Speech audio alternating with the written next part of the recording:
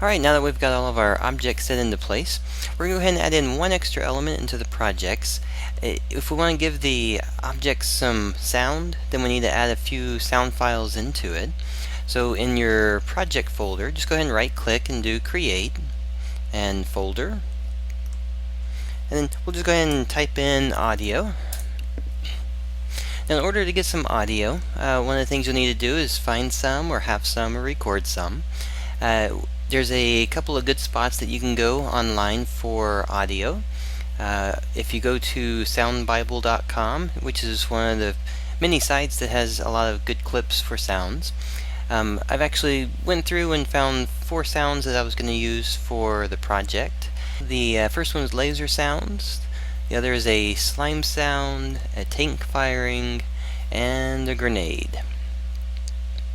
So we'll go to this. If you notice, you can download them as a WAV or MP3 or a zip. I'm just downloading the MP3 file. Once you've downloaded all of those, what you'll wind up getting is a file that looks like this from your downloads. We'll have our grenade, laser, slime, and tank fire. You can take these files, you can drag these files over to your audio project and just drop them in there. Unity's going to convert them over.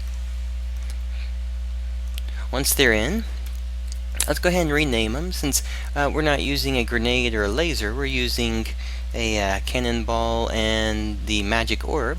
So we'll go ahead and just do cannonball, and we'll just call this one cannonball hit. And then the tank firing, we'll call this one cannonball shoot. And then for the laser, we'll do the let's see, yeah, this will be the shoot. So we'll say magic orb shoot and magic orb hit. So for the very basic sound, just so we get some practice with sounds, we're going to have our audio folder. We'll have a hit and a shoot. So when the player, our hero character or the turret shoot back and forth at each other, you'll get a sound for the shooting and then a sound if it hits anything. So once we have those in and you have them relabeled, then we'll be able to use those with the project.